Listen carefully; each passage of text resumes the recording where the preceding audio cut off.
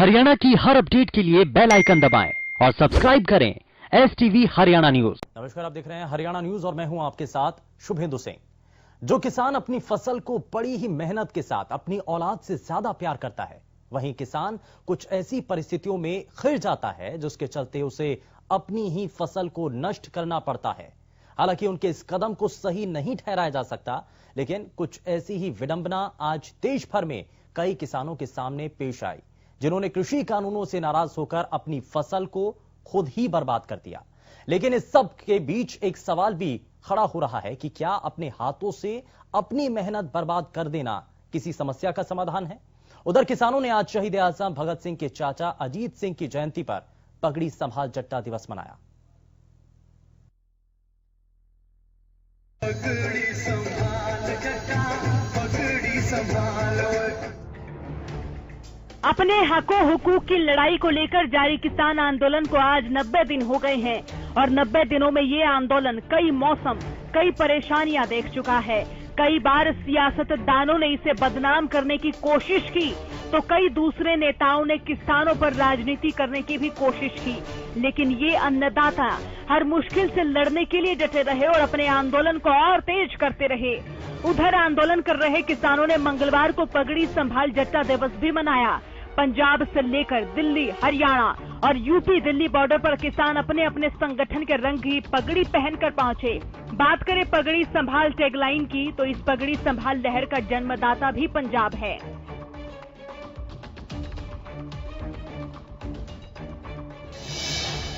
(1907) में पंजाब में किसानों की एक रैली हुई थी, जिसमें एक अखबार झांग सियाल के संपादक बांके दयाल ने एक गीत गाया था, जिसके बोल थे पगड़ी संभाल जट्टा। इस गीत ने प्रदर्शनकारियों पर ऐसा असर डाला कि अंग्रेजी हुकूमत के खिलाफ प्रदर्शन तेज हो गया था।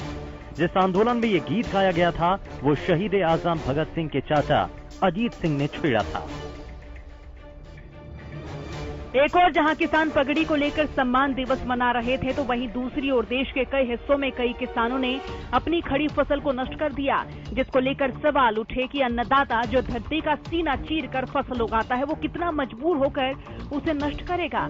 हालांकि किसानों की फसल नष्ट करने के फैसले को खुद किसान नेताओं ने गलत बताया और कहा कि ये कदम बिल्कुल ठीक नहीं है। हम 2 दिनों से देख रहे हैं, कई जगह से खबरें आ रही हैं कि किसान अपनी फसल को जोत रहा है। देख के बड़ा दुख होता है। ये फसल हमने बच्चों की तरह पाली है, लेकिन उसको जोतना बहुत एक दुखदाई है। कांग्रेस ने भी किसानों से अपील की है कि वो अपना शांतिपूर्ण आंदोलन जारी रखें, लेकिन अपनी फसल को खराब ना करें। उधर इनेलो नेता अभय चौटाला ने भी कृषि कानूनों को लेकर बीजेपी सरकार पर बड़ा हमला किया और कहा है कि सरकार ने चुनाव से पहले किसानों से कुछ और वादा किया था, लेकिन चुनाव के बाद कृषि कानूनों के रूप में कुछ और ही थमा दिया। भाई, केंद्र की सरकार ने, देश के प्रधानमंत्री ने इस लॉकडाउन के अंदर कैसे किसान को उसकी जमीन से बेदखल किया जाए, इसके लिए कृषि के 3 काले कानून बना दिए। आज लाखों लोग जो है देश के प्रधानमंत्री से इस बात को लेकर के बॉर्डर पे बैठ के मांग कर रहा है, ये जो काले कानून आपने बनाए इनको वापस लो। जहां किसान इस आंदोलन को और तेज करने के लिए नई नई रणनीति बना रहे हैं तो वहीं सत्ता पक्ष के नेता आंदोलन को लेकर लगातार सवाल उठा रहे हैं। बीजेपी नेता सुभाष बराला ने कहा कि आंदोलन अपने रास्ते से भटक गया है। शुरू में ये जो आंदोलन था, लगता था कि पूरी तरह से ये किसानों के मुद्दे के ऊपर फोकस है, लेकिन अब दूसरे मुद्दे के ऊपर भी ये फोकस हो गया है, यानी कि राजनीतिक मुद्दा। अब इसमें किसानों के मुद्दे के ऊपर जो राजनीतिक मुद्दा है वो भारी पड़ता हुआ दिखाई दे रहा है और इस बात को बड़े पैमाने पर किसानों ने और किसान संगठनों से जुड़े जो नेता हैं उन्होंने समझना भी शुरू किया। किसान आंदोलन के साथ साथ कांग्रेस भी अपनी राजनीतिक गतिविधियां बढ़ाकर सरकार को घेरने में जुटी हुई है। इसी को लेकर बढ़ती महंगाई पर मंगलवार को कांग्रेस ने प्रदेश में बीजेपी सरकार के खिलाफ जमकर प्रदर्शन किया। अंबाला में भी कांग्रेसी कार्यकर्ता सरकार के खिलाफ सड़कों पर उतरे और बढ़ते पेट्रोल डीजल की कीमतों और कृषि कानूनों के विरोध में जमकर सरकार को कोसा।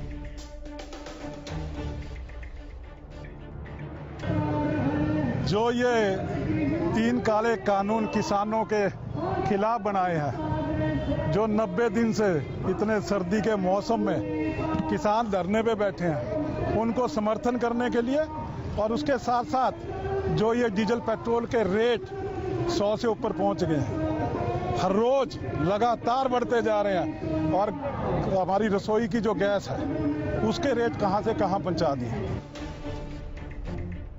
किसान आंदोलन के बीच देश में सियासी सरगर्मी जारी है। राजनीतिक दल अपने विरोधियों पर निशाना साध रहे हैं। 2014 में विपक्ष में रहते हुए बीजेपी जिस काम के लिए तत्कालीन सरकार की आलोचना करती थी, सत्ता में आते ही लगता है कि वो अपने वादों को भूल चुकी है। इस सब सियासत के बीच अन्नदाता किस विडंबना से गुजर रहा है तो ये तो वही बता सकता है। ऐसे में जहां ये सवाल वाजिब है कि क्या फसल नष्ट करने से समस्या का कोई समाधान निकल सकता है, तो इस सवाल भी वाजिब है कि क्यों सरकार उनकी बातों को नहीं सुन रही। Bureau report, Haryana news.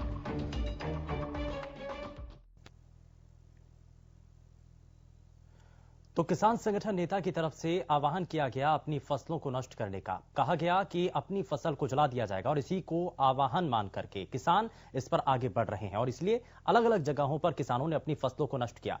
अब जरा आज का सवाल भी आपको दिखाते हैं। रिपोर्ट आपको दिखाई, लेकिन अब बात करते हैं आज के सवाल की। सवाल आपकी टीवी स्क्रीन पर इस वक्त। सवाल ये कि क्या खड़ी फसल को बर्बाद करने से समाधान निकलेगा?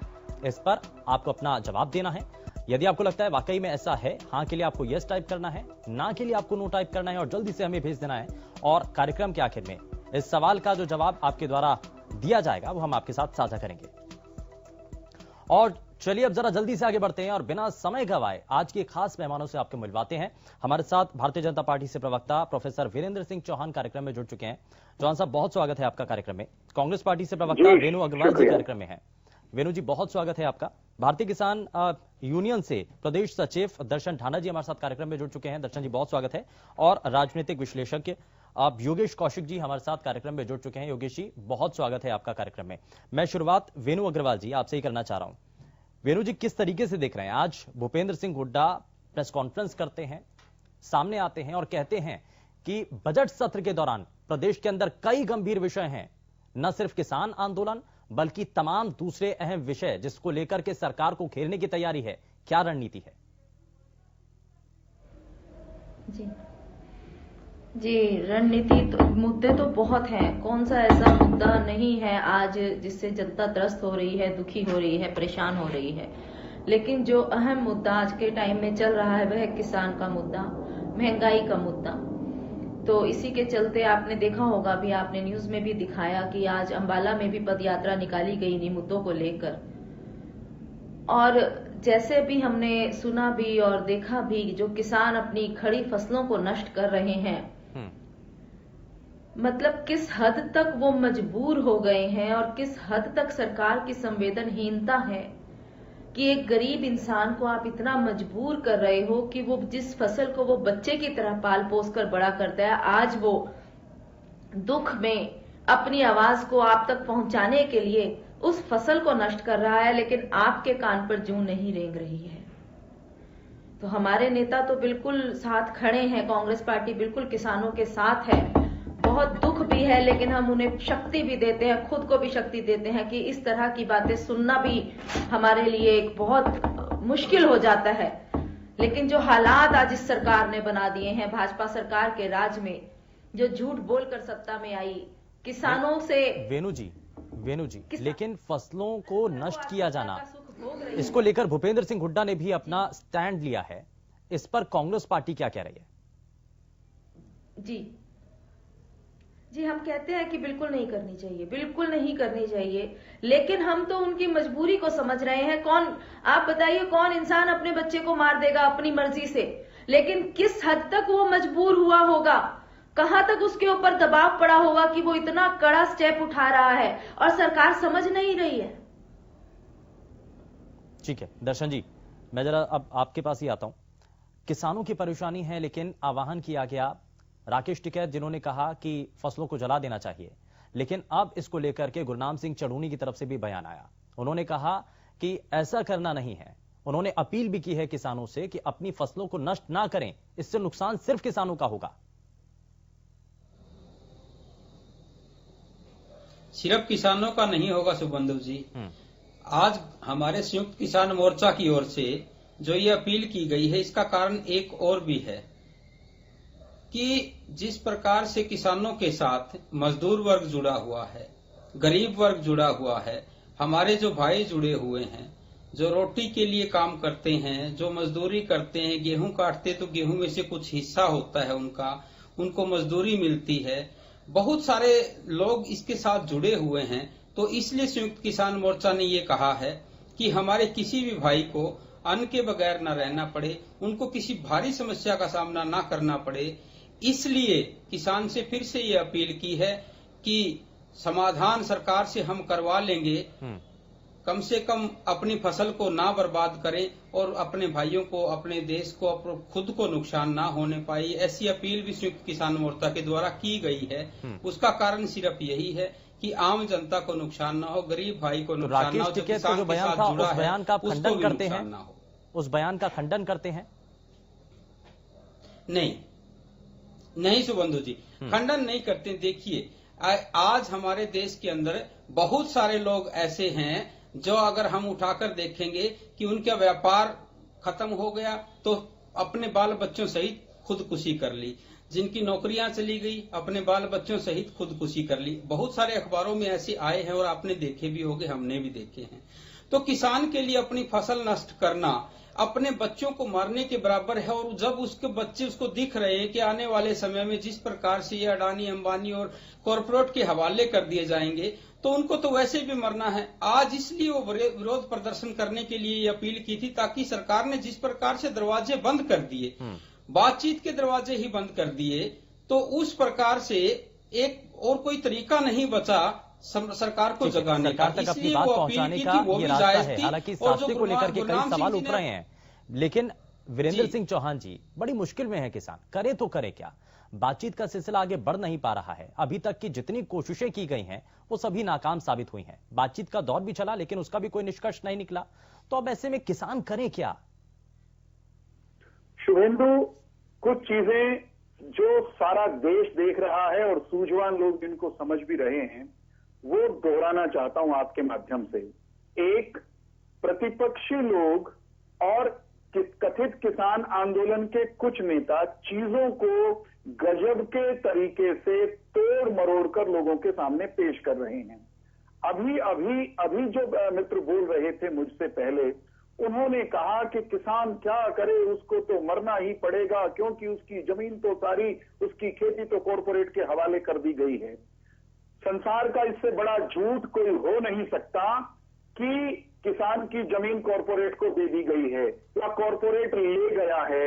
ये लगभग वैसा झूठ है शुभेंदु, जैसा कहते हैं कि एक बार जंगल में ये अफवाह फैल गई कि कौवा कान ले गया, शेर की बिटिया का जंगल की राजकुमारी का कान काट के ले गया। उस अफवाह, सुन लीजिएगा, इस अफवाह के कारण सारे का सारा जंगल जो है वो दौड़ना शुरू हो गया कौवे के पीछे। सब कौवा कहीं कान लेकर नहीं गया। सर, इस अफवाह पर विराम तो लगाइए ना, सरकार तो सामने आए। मेरी इस अफवाह पर मुझे पूरा करने दीजिए। हाँ, हिंदुस्तान के किसी एक किसान की जमीन नए अध्यादेश, नए कानून के कारण किसी कॉरपोरेट को गई नहीं, और इन कानूनों के तहत ऐसा कोई एक प्रावधान नहीं है कि किसान की जमीन चली जाएगी। लेकिन वो कौन लोग हैं जो किसान के सामने इस तरह का झूठ बोलकर उसको फसल जलाने या खुदकुशी करने के लिए प्रेरित कर रहे हैं अपनी राजनीतिक रोटियां सेकने के लिए? उन लोगों को पहचानना पड़ेगा। मैं एक दो उदाहरण देना चाहता हूं। कांग्रेस पार्टी की तत्कालीन अध्यक्षा सोनिया गांधी बोट क्लब पर रैली होती है, संभवतः दिल्ली में बहुत बड़ी रैली होती है, और भरे मंच से कहती है समय आ गया, उठ खड़े होना होगा सारे देश को, सीएए के कारण देश के मुसलमानों की सबकी नागरिकता चली जाएगी। इन लोगों ने शाहीन बाग के दौर में शाहीन बाग आंदोलन के बहाने से यही झूठ फैलाया कि मुसलमानों की नागरिकता तो गई, सारे मुसलमान निकाल बाहर किए जाएंगे। हम कहते थे एक हिंदुस्तानी मुसलमान की नागरिकता नहीं जाएगी, आज तक गई नहीं, कानून लागू हो चुका। अब ये कह रहे हैं जमीन चली गई चली जाएगी, हम ये कह रहे हैं एक नागरिक की जमीन, एक किसान की जमीन जा नहीं सकती। हम किसान के साथ खड़े हैं, कानून किसान के पक्ष में है, कानून किसान की जमीन को बचाने का है, कानून किसान की जमीन को जाने देने का नहीं है। ये झूठ, इस झूठ का एक मिनट शुभेंदु, कुछ चीजें स्पष्ट होना बहुत जरूरी है।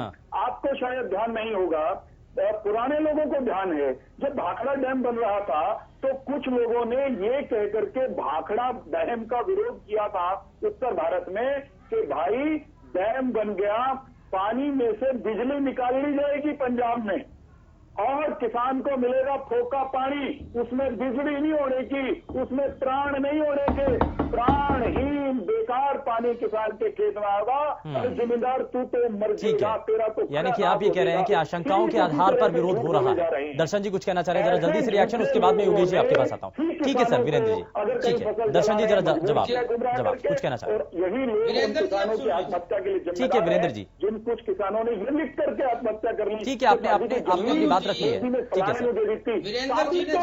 आशंकाओं के आधार पर ये पूरा विरोध किया जा रहा है। दर्शन जी शुभेंदु पूछ लीजिए इन झूठे लोगों से, नहीं झूठा किसको कह रहे हैं? आशंका की ये बात कर रहे हैं वीरेंद्र जी, आप सुन लीजिए, जिस प्रकार से आपकी हमने सुन ली, शांति से आप भी सुन लीजिए। दर्शन जी प्रार्थना आपसे वीरेंद्र जी,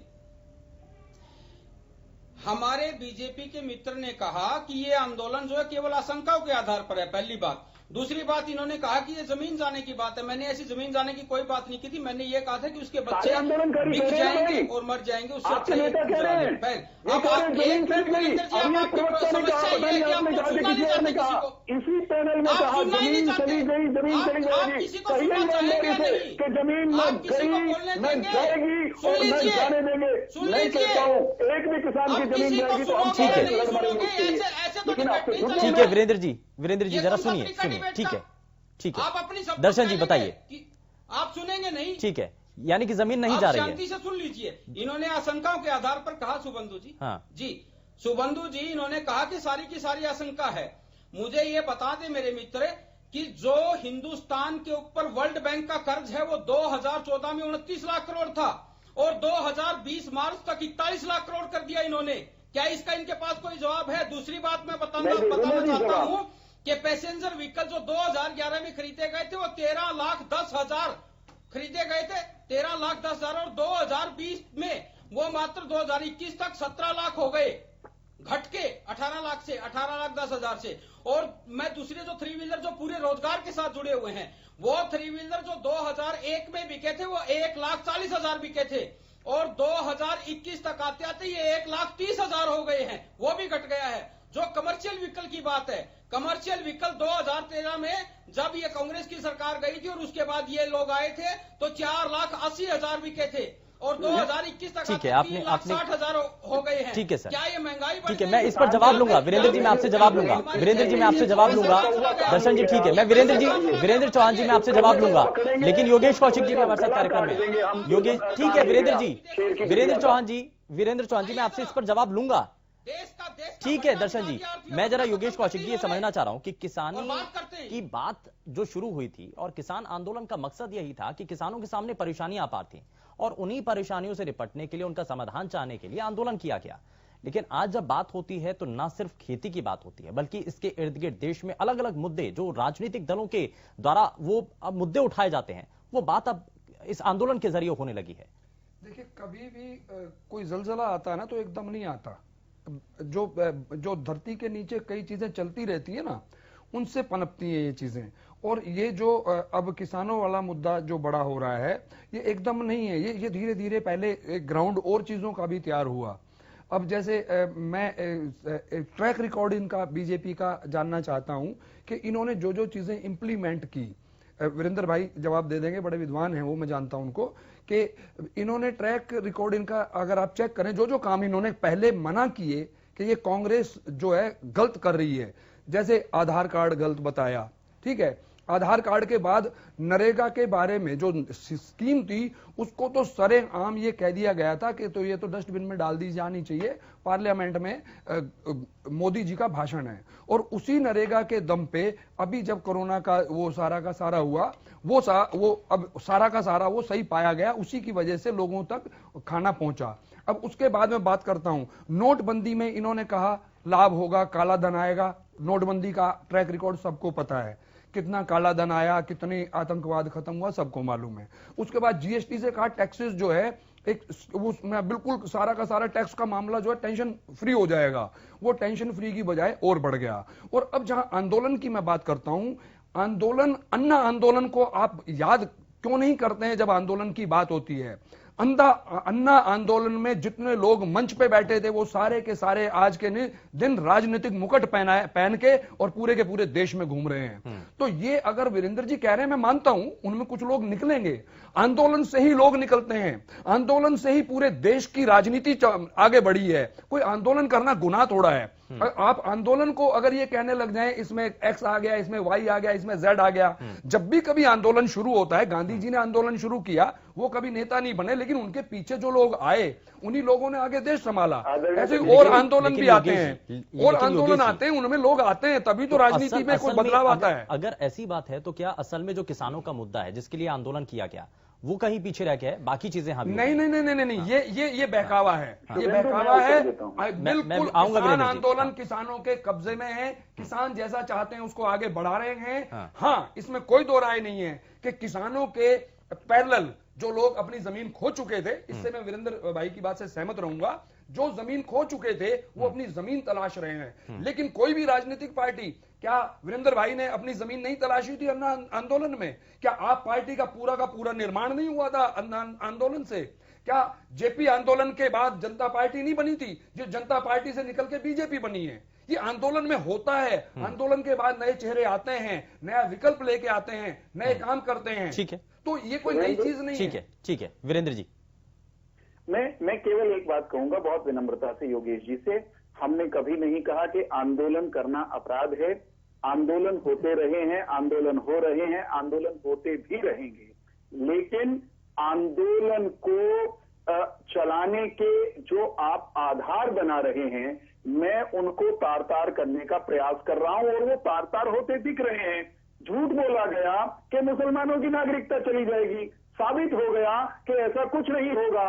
झूठ बोला जा रहा है कि जमीन चली जाएगी, ऐसा कुछ न हुआ है, न होने वाला है। तो मैं केवल ये सवाल कर रहा हूं कि आंदोलन करने वालों आंदोलन कर लो, जिनकी जमीन, राजनीतिक जमीन चली गई, जो निराधार हो गए, उखाड़ फेंके गए, नकारे गए, वे अपनी जमीन निशाना कांग्रेस पर है, प्रजातंत्र में आजाद चौहान साहब, निशाना कांग्रेस पर है क्या? किसानों के कंधे पर भी बंदूक रखकर चलाने के लिए स्वतंत्र है, लेकिन सच तो बोल लो, सच्चों पर तो रह लो, झूठ तो मत फैलाओ, गुमराह तो मत करो। जिस तरह की झूठ बोले जा रहे हैं आंदोलन में, और जिस तरह के पतीले चढ़ रहे हैं, कड़ाए चढ़ आप कहते हैं, एक तरफ आप कहते हैं कि मेरा किसान बड़ा भोला है किसान के नाम पर, और चौहान साहब अगर बरगलाने तक की बात है तो सरकार भी तो कोशिश कर सकती है ना किसानों को समझाने के लिए। वीरेंद्र सिंह चौहान जी, भूपेंद्र सिंह हुड्डा जी ने कहा कि बहुत सारे मुद्दे हैं, विधानसभा का सत्र आ रहा है, उन पर बात करेंगे। करिए साहब, विधानसभा और लोकसभा इसी कार्य के लिए होती हैं। हिम्मत होती तो संसद में भी कायदे से किसान कानूनों पर आपकी पार्टी चर्चा करती। आप विधानसभा में आप जो करेंगे वो भी आपके पास मंच है, विधानसभा, आप क्या करेंगे वो देख लिया जाएगा, देश प्रदेश देखेगा। लेकिन भूपेंद्र सिंह जी, आपसे और आपके साथियों से तो ये पूछा जाएगा कि हरियाणा में कांग्रेस की राजनीतिक जमीन किसानों के कंधे पर रखकर बंदूक रखकर तलाशने की प्रक्रिया में आपकी पार्टी के नेता दारू बांटने की बात कर रहे हैं। ठीक है सर, ठीक है। मुझे एक छोटे से ब्रेक के लिए रुकना होगा, लेकिन ब्रेक के उस पार वेणु जी से मैं जरा जल्दी से इस पर रिएक्शन लूंगा। लेकिन बात यही है कि राजनीतिक जमीन बचाने के लिए क्या इस आंदोलन के अंदर राजनीति की खेती होने लगी है, और क्या अब असल मायने में ये आंदोलन, जो कि भारतीय जनता पार्टी के प्रवक्ता कह रहे हैं कि अब ये डाइवर्ट होता चला जा रहा है। सुभाष बराला ने भी कहा शुरुआत में ये किसान आंदोलन था, लेकिन अब ये राजनीतिक तौर पर पूरा आंदोलन हाईजैक हो चुका है। तो इसके पीछे कौन है? छोटा सा ब्रेक, जल्द लौट रहे हैं।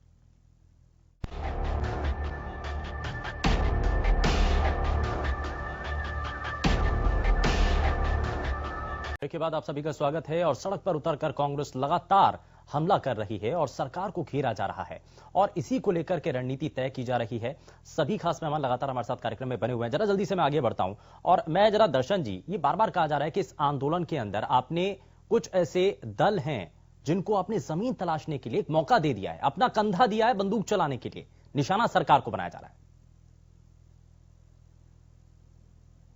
जी सुबंधु जी, देखिए पहले ये होता था कि शाम दाम दंड भेद 4-5 प्रकार की नीतियां होती हैं, वो सभी नीतियां इन्होंने अपना ली, वो सभी फेल रही। पहले हम आतंकवादी हुए, फिर खालिस्तानी हुए, फिर उसके बाद विदेशी फंडिंग हमारे साथ हुई, उसके पश्चात फिर हरियाणा पंजाब में फूट का मामला बताया गया, उसके बाद फिर पता नहीं 26 जनवरी में उपद्रवी हो गए। जब ये सारी नीतियां फेल हो गई तो आखिरी नीति अब ये और आ गई है इनकी कि हमने राजनीति को अपने अंदर घुसा लिया।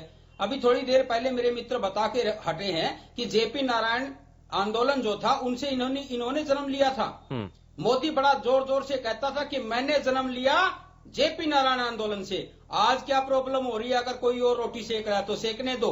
हक किसान अपनी हक पर, अपनी मांग पर अड़ा बैठा है और वहां किसान बैठे। आप इनकी नीति देखिए सुबंधु जी, 2 लाख से ज्यादा किसान इनके दरवाजे पर बैठे हैं दिल्ली, और ये किसान पंचायत करने के लिए गांव में जाते हैं। शर्म आती है क्या? जो बैठे हैं वहां पर तो ये कॉल नहीं कर सकते और इतनी दूर तक ये गाड़ियों का तेल फूकने जाते हैं। दूसरी बात सुबंधु जी, एमएसपी पर सबसे पहले कानून बनाने के लिए बातचीत करनी चाहिए थी किसान ने। एक बार इनका लाइव टेलीकास्ट दिखा दीजिए, जो बातें हुई थी 11 बार की वार्ता का जो थी वो दिखा दीजिए सरकार। सबसे पहले किसान ने कहा कि सबसे पहले आप एमएसपी पर बात कर लीजिए।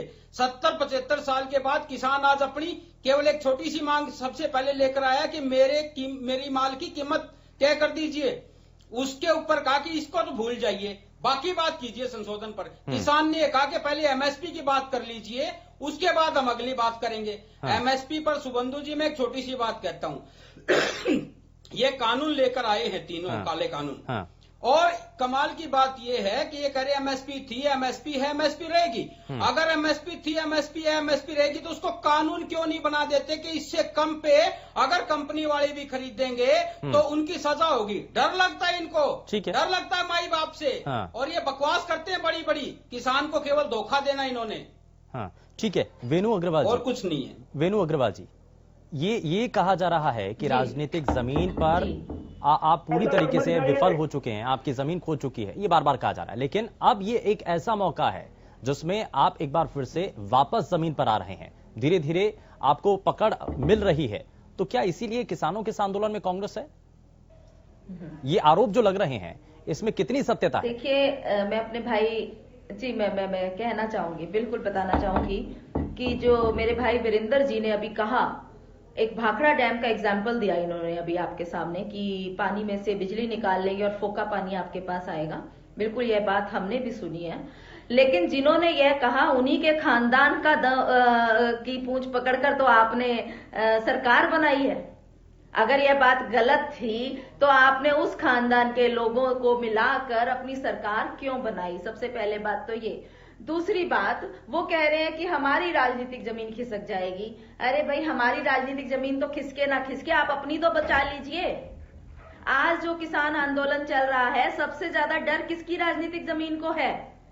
कांग्रेस ने अगर सत्ता में आना होता तो अगर जो ये झूठ की बात बोल रहे हैं कि हम लोग झूठ बोल रहे हैं या किसान झूठ बोल रहा है, यदि कांग्रेस ने सत्ता में आना होता तो जो आपने 15 लाख का जुमला छोड़ा था ना, उस वक्त हम भी 20 लाख का जुमला छोड़कर सत्ता में आ सकते थे। लेकिन इतना चरित्र हमारा गिरा हुआ नहीं है, इतनी नीतियां हमारी खराब नहीं है, इतना नियत हमारी खराब नहीं है कि हम गरीब आदमी की छाती पर पैर रखकर सत्ता का सुख भोगे।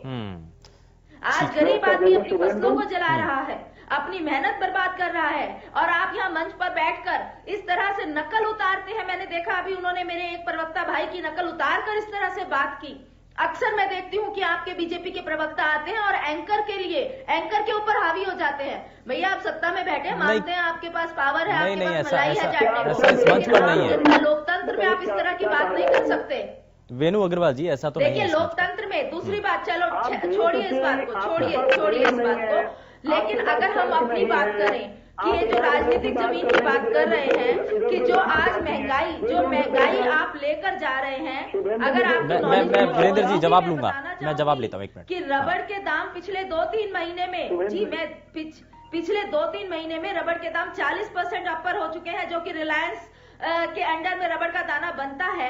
आप अपने पूंजीपति मित्रों को हर तरह से सक्षम करने पर तुले, उनको और मजबूत करने पर तुले, और जो बेचारा गरीब आदमी है उसको और गरीब करने पर तुले। ठीक है, महंगाई देखिए कहाँ जा रही है, ठीक है, जरा पेट्रोल डीजल के भाव देखिए, महंगाई बढ़ रही है वीरेंद्र सिंह चौहान जी, और इससे आम लोगों के साथ साथ किसान भी प्रभावित है। बार बार कह रहे हैं कि उतनी तो हमारी फसल की जो लागत है हमारा उसका मूल्य तक नहीं हमें मिल पाता है, तो ऐसे में महंगाई को कुछ हद तक तो नियंत्रित किया जाना चाहिए।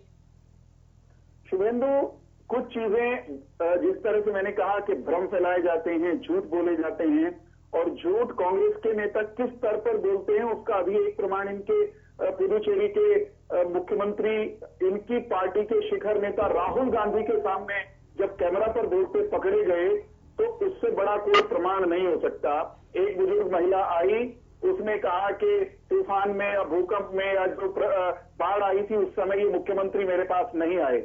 वो अपनी बोली में बोल रही थी। इतने निर्लज्ज जिनके नेता और मुख्यमंत्री हैं कि राहुल गांधी के सामने, क्योंकि राहुल गांधी वो भाषा नहीं जानते थे, उनके सामने उल्टा अनुवाद कर रहे हैं उसका कि ये माई कह रही है, बुढ़िया माई, कि मैं इनके घर गया था, मैंने इनकी किसी दूसरे राज्य की बात है, छोड़ दीजिए। वैसे झूठ इनके प्रवक्ता भी बोलते हैं गुमराह करने के लिए लोगों को। वीरेंद्र जी आपके पास कहने को कुछ नहीं है, तो आप बात को तोड़ मरोड़ कर, और ये सीखा है आपने अपने शीर्ष नेतृत्व से, किस तरह मुद्दे को भटका दिया जाए और किस तरह अपनी राजनीति चमका ली जाए। नहीं, ठीक है, इनको रोक सकते हैं। ठीक है वीरेंद्र जी, बोलने को कुछ है भी नहीं वीरेंद्र जी। ठीक है वेनु जी, ठीक है, जरा जवाब ले लेते हैं, मैं वापस आपसे जवाब लूंगा। बोलने को कुछ है भी नहीं। ठीक है वेनु जी, मैं जवाब लूंगा। वीरेंद्र जी।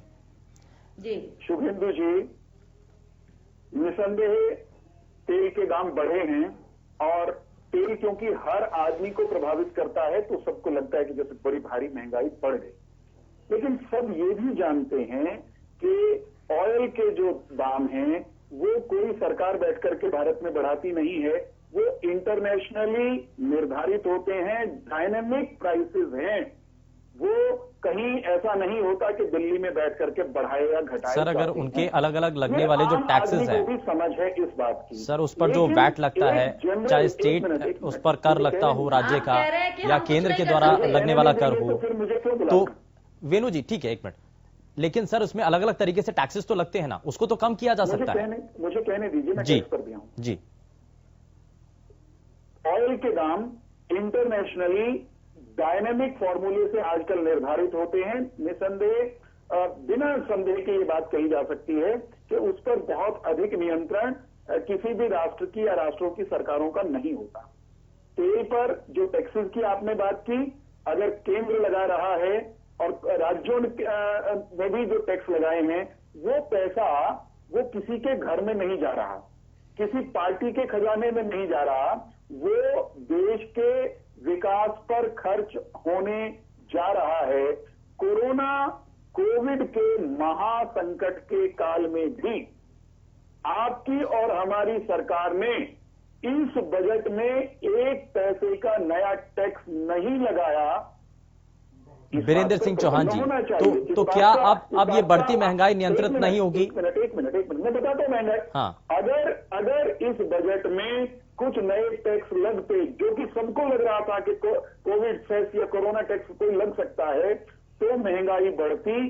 तेल के कारण जो असर है महंगाई का वो थोड़ा बहुत है, लेकिन कांग्रेस की प्रवक्ता ये भूल जाती हैं कि महासंकट के दौर में भी, बहुत संकट के दौर से गुजरने के बाद भी इस भारत देश की अर्थव्यवस्था वो बहुत तेज गति से रिकवरी के मोड पर है। ठीक है, इनको दिखाई नहीं देती, दिखती भी है तो ये माने बढ़ रही है, जीडीपी बढ़ रही है, गैस पेट्रोल डीजल बढ़ रहे हैं भारत की। जी वीरेंद्र जी यही कहना चाहते हैं ना, हमारी जीडीपी यानी गैस नहीं सर, लेकिन आम जनता को तो उम्मीद है ना कि बढ़ती महंगाई पर कुछ तो नियंत्रित किया जा सके, उसको नियंत्रण में तो लाया जा सके ना सर, टैक्सेस तो कम किए जा सकते हैं सर। बढ़ रही है और इनको न जाने को क्या है, इनको जो जाने जरूरत क्या है कि ये सत्य को देखना नहीं चाहते।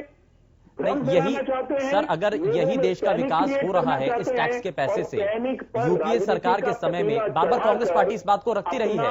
कांग्रेस पार्टी के जो दूसरे प्रवक्ता हैं या अलग अलग मंचों के जरिए ये कहा जाता रहा कि यूपीए सरकार के समय में फिर क्यों बीजेपी सड़कों पर उतरी, क्यों बढ़ते पेट्रोल के और डीजल के दामों को लेकर के विरोध किया गया, क्योंकि उस वक्त भी तो टैक्स लिया जा रहा था और वो जो टैक्स का पैसा था वो भी तो देश हित के लिए ही था। वो नहीं सुनेंगे शुभेंदु जी, उनके पास न सुनने को है न कहने को है, वो नहीं सुनेंगे। जब आपके वो निराधार बातें कर रहे हैं। ठीक है वीरेंद्र जी, ठीक है सर, ठीक है योगेश जी, ठीक है वीरेंद्र चौहान जी, ठीक है सर, आपने अपनी बात रखी है। कांग्रेस की लीडरशिप सदन में भी, संसद में भी और संसद के बाहर भी, ठीक है सर, ठीक है, पर भी रुदन क्रंदन कर रही है। ठीक है, कड़वी सच्चाई है, आम आदमी समझता है इस बात। ठीक है सर, मैं वापस आता हूं योगेश जी। देखिए, मैं कुछ बातों से सहमत नहीं हूं, उनमें से मैं क्लियर कट बताता हूं। तेल के संकट के लिए सरकार जिम्मेवार है, ये माने या ना माने, मैं प्रैक्टिकली बता देता हूं। मैंने मोदी जी का भाषण सुना था जिसमें वो आत्मनिर्भर की भी बात करते हैं और उन्होंने एक बात कही थी, मुझे भी लगा कि हाँ बहुत इंटेलिजेंट बात है, उसमें फायदा होगा। एक बात ये कही गई थी कि जो क्रूड ऑयल है वो 80% इंपोर्ट करते हैं, तो मोदी जी ने कहा था कि हम ये जो है इंपोर्ट कम करेंगे और अपने यहाँ पे अपना तेल जो है कच्चा तेल वो आयात कम हो जाएगा, तो ऑटोमेटिकली आत्मनिर्भर भी होंगे और हमें सस्ता भी पड़ेगा। लेकिन दो बातें मैं करता हूं, कांग्रेस के टाइम को अगर कंपेयर करें एवरेज और बीजेपी के 7 साल को कंपेयर करें एवरेज, तो बीजेपी के टाइम में लगभग $40 पर बैरल क्रूड ऑयल रहा है और कांग्रेस के टाइम में मतलब $140 तक भी $140 भी टच किया था, पर वो उनका एवरेज जो था 90 के आसपास था, 90 से नीचे कभी नहीं आ पाएगा अगर आप सारा जोड़ लेंगे तो उनका क्रूड ऑयल इतना महंगा खरीद के भी इन्होंने 70-75 तक रेट में वो तेल बेचा। और अब जो है आज के दिन, मैं वीरेंद्र जी आपकी नॉलेज के लिए बता रहा हूं, आज के दिन हालात ये हो गए हैं कि कई जगह जहां नेपाल से हमारी सीमाएं मिलती हैं, जहां से आना जाना है हमारा, वहां से लोग तेल लेके आना शुरू कर गए हैं। वहां पे $25 से $27 तक सस्ता है नेपाल में, जहां के हिंदुस्तान दे रहा है। अब मैं दूसरी बात और करता हूं, अभी और कर रहा हूं, लेकिन मुझे एक पक्का भरोसा है कि बीजेपी के कान पे जूं नहीं रेंगेगी। उसके रीजन बता देता हूं बिल्कुल स्पष्ट। पंजाब में इनका बुरा हाल हुआ, ये जानते थे कि हमारा बुरा हाल होगा, वहां ये नहीं थे। लेकिन अभी इनके लिए खुशी की बात एक और है, जो अगर इन्होंने देख लिया हो तो बड़ी अच्छी बात है, वरना मैं आपकी नॉलेज के लिए डाल देता हूं। गुजरात के अंदर 6 विधान परिषद के चुनाव हो रहे हैं, वहां आप जीतने जा रहे हैं, तो आपको इन चीजों का फर्क नहीं पड़ता, क्योंकि आप चुनाव के अलावा देश का सोचते ही नहीं है। मोदी जी, अमित शाह जी पूरे दिन 24 घंटे चुनाव के अलावा कोई और काम भी कभी सोच लेते तो शायद देश का कुछ भला हो जाता। मैं उत्तर दे दूं पंडित जी। पंडित जी, राजनीति के लिए सत्ता पाने के लिए किसानों के कंधे पर बंदूक रख के चला लें, उसकी तो आप वकालत करते हैं। मैं वकालत नहीं कर रहा हूं, मैं सच बोल रहा हूं, इसमें झूठ क्या है बता दो। जिस चुनाव से, हे प्रभु मुझे छोटी सी बात कह लेने दीजिए, जिस चुनाव की पावन प्रक्रिया से इस देश के संविधान के अनुसार हम अपनी सरकार चुनते हैं, उस चुनाव की बात करना अगर हम करें तो पाप है, अपराध है, गलत है। ये डबल स्टैंडर्ड नहीं चल पाएंगे। मैं फिर से दोहराना चाहूंगा, और एक बात हमारे किसान यूनियन के जो प्रवक्ता ने कहा था उस पर मैं टिप्पणी करना शुभेंदु बहुत जरूरी समझता हूं। इन्होंने कहा कभी हमको खालिस्तानी कहा, कभी हमको विदेशी सहायता पाने वाला कहा, कभी हमको उपद्रवी कहा। मैं बहुत विनम्रता से एक बात कह रहा हूं, हमने कभी आंदोलन करने को गलत नहीं कहा, हमने कभी हर आंदोलनकारी को गलत नहीं कहा। एक क्षण सुन लीजिए प्रभु जी, लेकिन अगर कोई खालिस्तान की बात करेगा तो वो मेरे पिताजी भी होंगे तो खालिस्तानी कहलाएंगे, और हमने उनको खालिस्तानियों को खालिस्तानी कहने का दम है। कोई लाल किले में घुस करके जबरन धोखा देकर के दिल्ली पुलिस को और प्रशासन को उपद्रव करेगा, तिरंगे को फेंकेगा, निशान साहब का निरादर करेगा, तो उसको दंगाई, बलवाई, उपद्रवी ही कहा जाएगा। उसके चरण नहीं छुएंगे, उसकी आरती नहीं उतारेंगे, उसको जेल भेजेंगे। वो लोग इस पूरा देश जानता है कि आप लोग षड्यंत्रकारी हो, उपद्रवियों को बड़े भारी षड्यंत्रकारी हो, बचाव में और ये सही कहा कि आप नहीं, ठीक है, चुनाव के अलावा कुछ दिखाई नहीं देता। आपने उन लोगों के साथ मिलकर सरकार बनाई पंजाब में जो खालिस्तान का समर्थन कर रहे थे। आपने उन लोगों के साथ सरकार बनाई जम्मू एंड कश्मीर में जो अफजल गुरु के तस्वीरें अपने दफ्तर में लगाते हैं। आप ध्यान रखिए, आपने 50-52 साल तक तिरंगा झंडा अपने दफ्तर में नहीं फहराया। आप कैसी बातें कर रहे हैं? आपको तिरंगे से हाथ प्यार हो गया? हकीकत हाथ रख के देख लीजिए। जिस दिन जो मैंने बातें की है सच है या झूठ है, ये बता दो जरा देश को। उस दिन आप माफी मांग रहे थे, आज कुछ और निर्लज्जता के साथ उपद्रवियों के। चलिए थोड़ा सा आगे बढ़ रहा हूँ। ठीक है सर, ठीक है, उनको छोड़ेंगे तभी बात। ठीक है दर्शन ठाडा जी, लेकिन ठीक है दर्शन ठाडा जी, वीरेंद्र सिंह चौहान जी, ठीक है सर, आपने अपनी बात रखी है, ठीक है सर, ठीक है। दर्शन ठाडा जी, अब आगे क्या होगा? किसान संगठन नेताओं की रणनीति क्या है? फसल एक तरफ उस पर ट्रैक्टर चला देना, उसको नष्ट कर देना, उसको खत्म कर देना, ये तो कोई समाधान का रास्ता है नहीं। तो सरकार पर अगर आप ये चाहते हैं कि प्रेशर बने, उनके साथ अगर बातचीत का सिलसिला आगे बढ़े, तो उसके लिए कोई नई रणनीति? देखिए सुबंधु जी, ये प्रतीकात्मक रूप से ही हमने किया था संयुक्त किसान मोर्चा ने कि रेल रोको, चाहे वो चक्का जाम हो या वो कैंडल मार्च हो, चाहे जो भी हो, वो प्रतीकात्मक किया है, शांतिपूर्ण किया है, ताकि सरकार जाग जाए। आज पूरा समाज देख रहा है, इतनी निरंकुश सरकार, इतनी तानाशाह सरकार, इतनी दमनकारी सरकार कभी किसी ने नहीं देखी होगी। अब इसका जो भारतीय अर्थव्यवस्था है, उसकी सबसे रीढ़ की हड्डी जो है वो किसान है। मैंने थोड़ी देर पहले भी कहा था कि आज हिंदुस्तान के ऊपर 41 लाख करोड़ रुपए का कर्ज है, जो 2 लाख करोड़ रुपए हर साल इन्होंने लिया है। जब से ये आए हैं उस टाइम से ये ले रहे हैं। इस कर्ज को उतारने के लिए क्या इनको अब किसान बेचने हैं? बाकी तो बीपीसीएल बेच रहे, सब कुछ बेच रहे, किसान के पास और कुछ भी नहीं है प्रतीकात्मक अपना रोष जताने के लिए। सुन लीजिए वीरेंद्र जी, आप बीच में बोल रहे हो, आप बीच में मत बोलिए। किसी किसान की सुनेंगे नहीं, झूठ बोलते हैं, सरेआम झूठ बोलते हैं। कहा विद्या किसान, कौन बेचेगा मेरे देश के किसान को? किसान की तो 1 इंच जमीन पर अगर पड़ोसी भी कसी मार दे, पड़ोसी भी एक कदम रख दे, 2 से 2 खोद दे, तो हरियाणा में तो हमारा खून खराब हो जाए। थाने, तहसील, अदालत, बल्लभ, बच्चे, बालियां बीमारी उठ जाती है। आप कह रहे किसान को बेच देंगे? ऐसी बातें नहीं बोलनी चाहिए ना मित्रों। और मैं कर्जे पर एक बात कह रहा हूँ छोटी सी, आपने 2 बार कही, उत्तर देना बहुत जरूरी है। आपको शायद ये मालूम नहीं, आप अर्थव्यवस्था के जो काम करने के तरीके को शायद जानते नहीं। कर्ज नहीं, लेकिन ऐसे में ठीक है वीरेंद्र जी, एक मिनट जरा, दर्शन ठाडा जी, ठीक है, आप कह रहे हैं कि जमीन का मसला है, आशंका है, लेकिन ये आंदोलन ऐसे ही चलता रहेगा क्या? कब तक चलेगा ये आंदोलन? सड़कें बनाने के लिए कब तक चलेगा? बुरा नहीं होता, टेलीकॉम स्ट्रक्चर को खड़ा करने के लिए निकला था, सिर्फ बुरा नहीं होता। कर्ज जब व्यर्थ गंवाने और बहाने के लिए लिया जाता है, वीरेंद्र जी ठीक है सर, होता है। कर्ज जब लोगों का पैसा पीने के लिए, कांग्रेस का राज याद है ना, राजीव गांधी कहते थे 1 रुपया दिल्ली से चलता है, 85 पैसे रास्ते में गायब हो जाते हैं। 15 ठीक है, एक साथ नहीं सर, एक साथ नहीं, वीरेंद्र सिंह चौहान जी, ठीक है, ऐसे 85 पैसे पीने के लिए कर्ज लिए जाएंगे। चौहान साहब जरा सुनिए, हम तो 2000 रुपए भेजते हैं दिल्ली से, ठीक है, और गांव के किसान के खाते में। मैं थोड़ा सा आगे बढ़ता हूँ, वेणु अग्रवाल जी, ठीक है, वीरेंद्र सिंह चौहान जी, सर प्लीज एक मिनट जरा बाकियों को भी सुनिए ना सर। 1 रुपया चलता है सर, आपने अपनी बात रखी है, चौहान साहब आपने अपनी बात रखी है, जरा बाकी पैनलिस्ट को भी तो सुनिए ना जरा, आपने अपनी बात रखी है, जरा बाकियों को भी सुनिए। वेणु अग्रवाल जी, अब बजट सत्र के दौरान न सिर्फ किसान, बल्कि ये जो आरोप लगाए जा रहे हैं सरकार के ऊपर कि घोटाले हुए हैं, रजिस्ट्री घोटाला हो, शराब घोटाला हो, इन सब को लेकर के भी सवाल उठाने की बात है।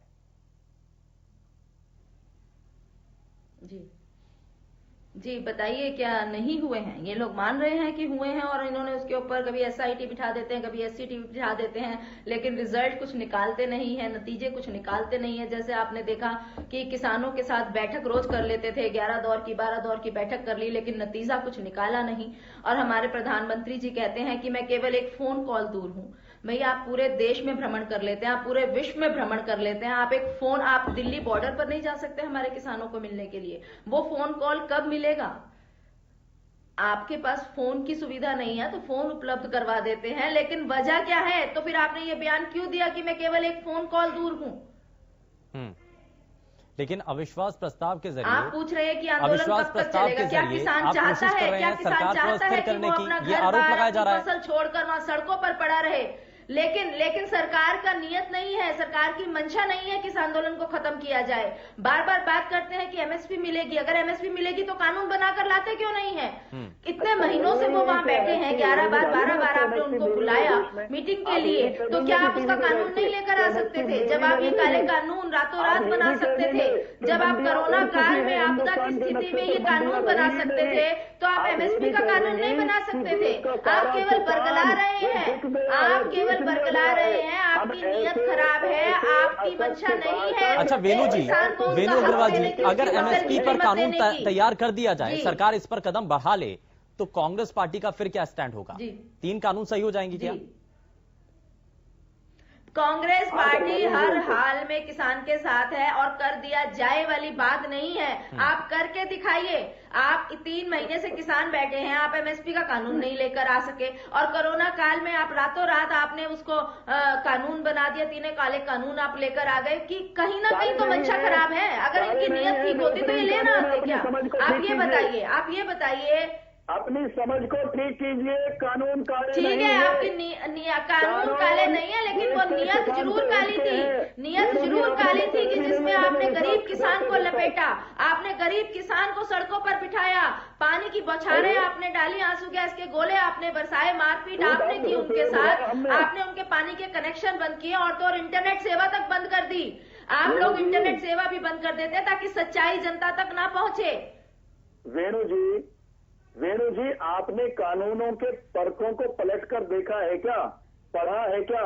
उनमें काला क्या है आपको मालूम है क्या?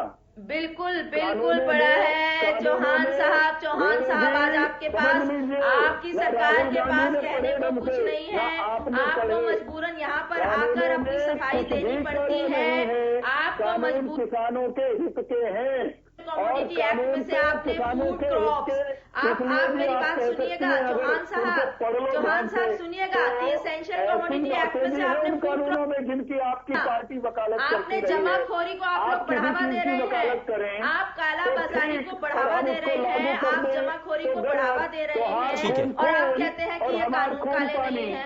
ठीक है, नहीं होता ना वेणु जी। लेकिन चौहान साहब सरकार अगर एक नया प्रस्ताव लेकर आए, गतिरोध तो बना हुआ है, कोशिश तो होनी चाहिए ना। किसानों से आप कब तक ये कह रहे हैं कि बातचीत करने के लिए आ गया है? वो तो कह रहे हैं कि हमारा तो तंबू भी वहीं लगा हुआ है, सिंघू बॉर्डर पर हमारा दफ्तर है, आप आ जाइए अगर यहां पर आना है आपको बातचीत के लिए। अगर आपको अपने पास बुलाना है तो न्योता भेज दीजिए, कोई प्रस्ताव तो हो जिसके आधार पर बात हो। शुभेंदु, सरकार पहले दिन से किसानों के साथ अलग अलग अंदाज में बातचीत लगातार कर रही है। जब बातचीत हो रही थी तो सरकार ने बातचीत के दौरान किसानों की, यानी आंदोलनकारी किसानों की शंकाओं को निवारण के लिए लिखित में प्रस्ताव दिए कि आपको ये शंका है तो हम ऐसा कर देते हैं, ये शंका है तो ऐसा कर देते हैं। वे सारे प्रस्ताव सामने होते हुए भी कुछ आंदोलनजीवी आंदोलन को जो समाप्त नहीं करने देना चाहते थे, जो अपनी आजीविका आंदोलन पर चलाना चाहते थे। सर, अगर आंदोलनजीवी अगर इसी तरीके से संज्ञा दी जाए तो फिर बात ही क्यों की जा रही है? अब हठधर्मी कौन है? हठधर्मी वे लोग हैं चौहान साहब जिन्होंने शंकाओं को दूर करने के सरकार के प्रयासों को सुना नहीं। सरकार आप ये कह रहे हैं बातचीत कर लेते हैं। सर, आप एक लाइन पर रहिए ना। अगर आपको लगता है कि वो आंदोलनजीवी हैं, सिर्फ आंदोलन के नाम पर ही पूरे इस आंदोलन को आगे बढ़ाना चाहते हैं, तो क्यों उनसे फिर बात की जा रही है? छोड़ दीजिए आप। मैं स्पष्ट कर दूं, हमने सब आंदोलनकारियों को आंदोलनजीवी नहीं कहा, लेकिन इस आंदोलन की लीडरशिप में सचमुच कुछ ऐसे पैरासाइट तो उन संगठन के नेताओं को आप साइडलाइन करिए ना, लोग हैं जिनको उनको साफ साफ चिन्हित करिए, जिनकी राजनीतिक जमीन शून्य है और वे किसान के चौहान साहब, अगर आप ये कह रहे हैं कि संगठन के भीतर ऐसे कई नेता हैं तो उनको साइडलाइन कीजिए, बाकी के नेताओं को तो बुलाइए ना। ये तो आंदोलनकारियों को करना पड़ेगा ना। वे जिनको अपना प्रतिनिधि बनाकर भेजेंगे, सरकार के पास क्या विकल्प है? कल को फिर ये कहेंगे हमारे नेताओं से तो बात ही नहीं करते। तब हम सबसे बात कर रहे हैं, लेकिन ये तो देख लीजिए। ठीक है, जरा दर्शन जी से जरा जल्दी से जवाब, उसके बाद में योगेश जी आपके पास आता हूं। दर्शन जी, दर्शन जी नहीं चढ़ने देना चाहते, वे कौन है जो गुमराह कर? ठीक है चौहान साहब, ठीक है दर्शन जी जरा जल्दी से जवाब।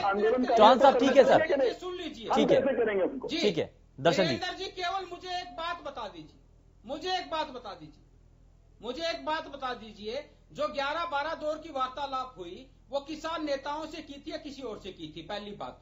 दूसरी बात ये कि जो वार्तालाप हुई थी आप उसका एक बार प्रसारण करवा दीजिए सारे देश के सामने। अगर आपकी बात प्रधानमंत्री जी से हो गई है, आप बिल्कुल आप पूरी संसार के सामने साफ स्वच्छ छवि के दिख जाओगे। कितनी कैसी छवि है, ठीक है पता ठीक चल है। जाएगा। मैं जरा समय बहुत कम है। मैं योगेश जी से 10 सेकंड में आपसे एक रिएक्शन लेना चाहता हूं कि एमएसपी पर अगर कानून बनाया जाए, उसको कानूनी दायरे के अंदर लाया जाए, लगता है कि संभावनाएं होंगी बातचीत का सिलसिला आगे बढ़ने को लेकर? मैं इनकी मजबूरी, मैं सरकार की मजबूरी समझता हूं। एमएसपी का कानून नहीं बनाएंगे, उसके पीछे रीजन है, जिस रीजन से लेके आ रहे हैं वो रीजन ही खत्म हो जाएगा।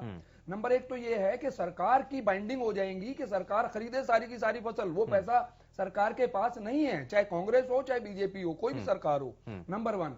नंबर 2 पार्ट क्या है कि ये क्या चाहते हैं कि किसान का प्रोडक्ट जो है वो कोई भी इंडस्ट्रियलिस्ट मतलब जो प्रोसेस में लाएगा वो खरीदे। मैं उससे सहमत हूं, लेकिन मैं किसानों के साथ यहां 100/100 खड़ा हूं कि जो उनका एमएसपी बनता है वो उन्हें मिलना ही मिलना चाहिए।